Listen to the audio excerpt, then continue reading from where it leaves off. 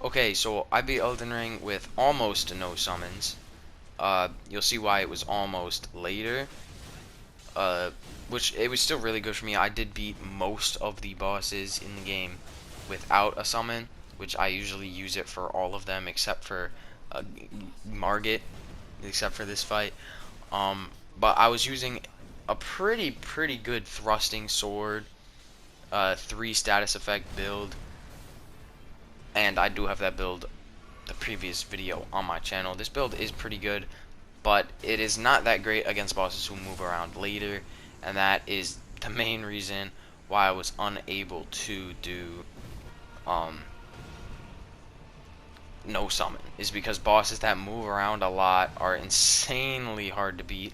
Now this Godric fight was insanely easy with these things. I don't know like what it was, if he just gets status effect quicker than other bosses, but it felt like he died really fast compared to what he usually does. Like, look at that bleed right there. I believe it also applies Scarlet Rot. He gets knocked down here, and with the thrusting swords, I'm pretty sure this is probably why. With the thrusting swords, you can just keep hitting, like, over and over and over again, basically until you run out of stamina. They're so quick at hitting, they're just, semi-slow. Like, you can see how many times I can hit him right there to just dish out 3,700.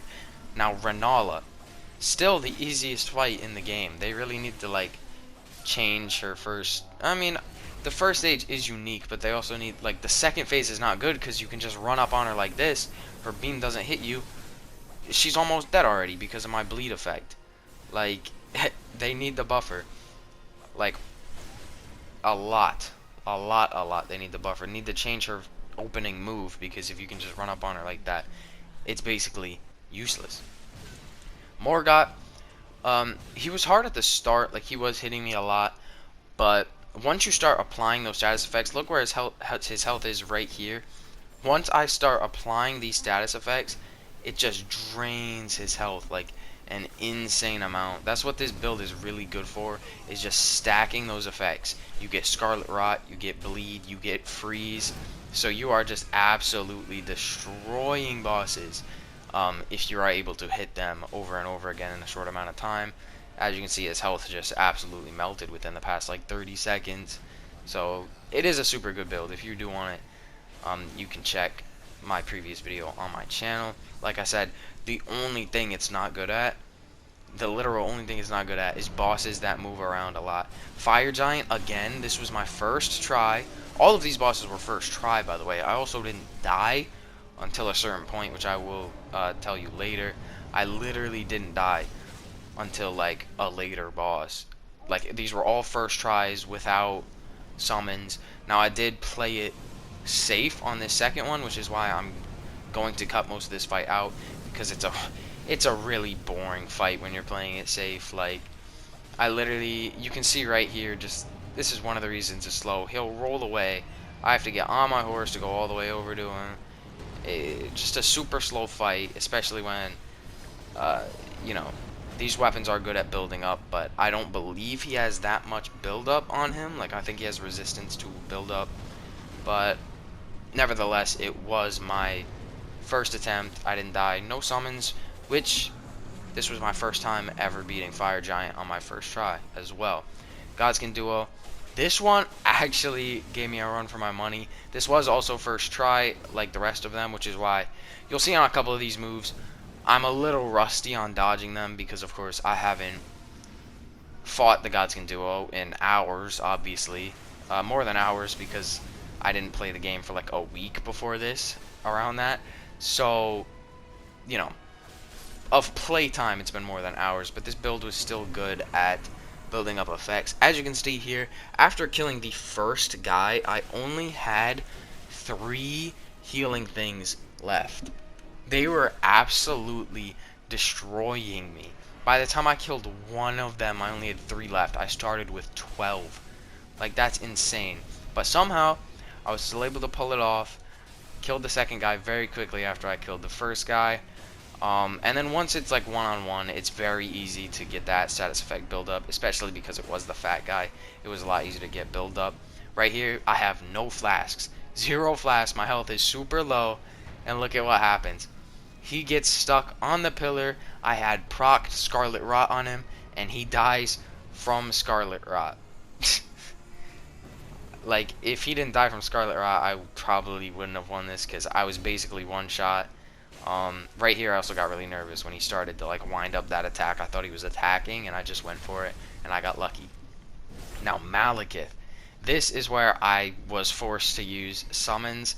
Sadly, because I could do the first phase. By the time I got to the second phase, not even by the time, I would barely use health. I'd still have like 8 flasks left. I literally could not beat Malekith with this build. Now I didn't mention this before, but I am the meta level. I am level 150 on this account. If I was a higher level, like my other account, which is like level 270, I would have probably easily been able to do this without a summon. But of course, I am trying to use my, meta level account more, just to kind of get better at the game, get better at dodging and everything like that.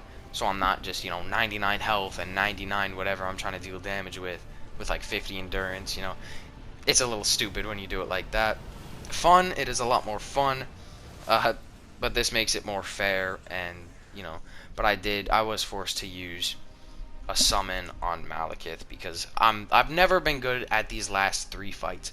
Malekith, Godfrey, and Radagon. Elden Beast is easy, but Radagon is not easy. So as you can see here, Godfrey, I am good at the first stage of Godfrey. Like I'm pretty good. Obviously right there I got fucked up a little bit, but that doesn't matter. I'm pretty good at the Godfrey fight, at dodging all of his attacks, staying close to him and hitting him. When he goes into his second phase, I am literally not able to damage him, basically. So, I was forced to use summons, but, as a little, like, trade-off for having to use the summon, since I was good at the first part, I just decided to use a summon in the second part, so that it wasn't like, oh, well, you did the whole fight with your summon.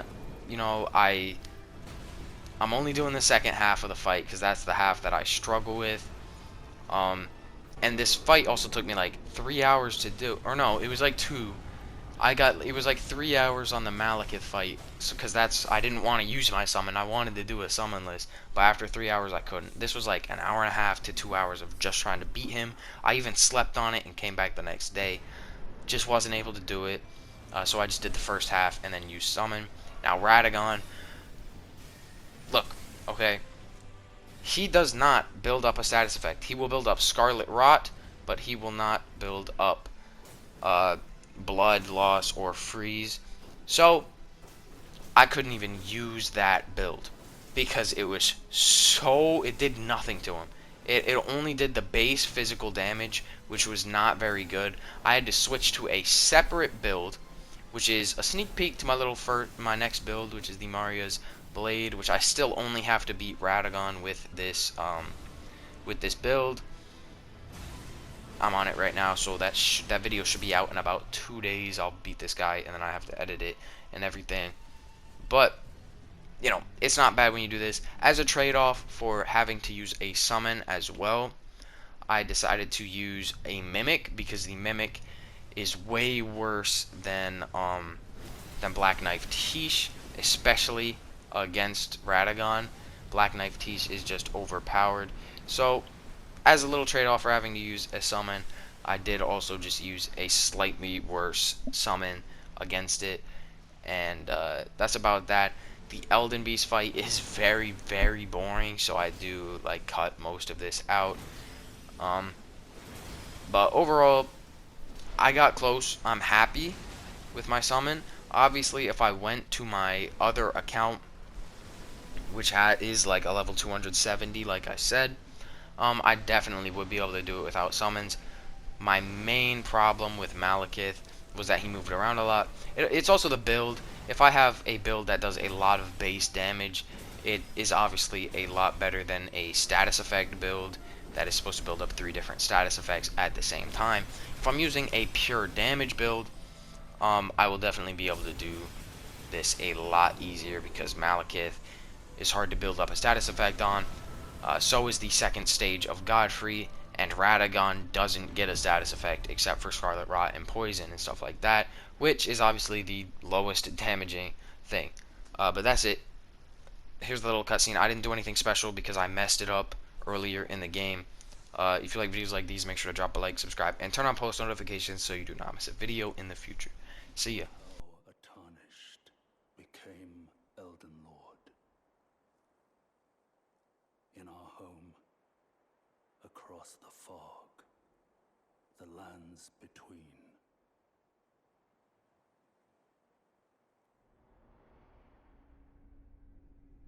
Our seed will look back upon us and recall an age of fracture.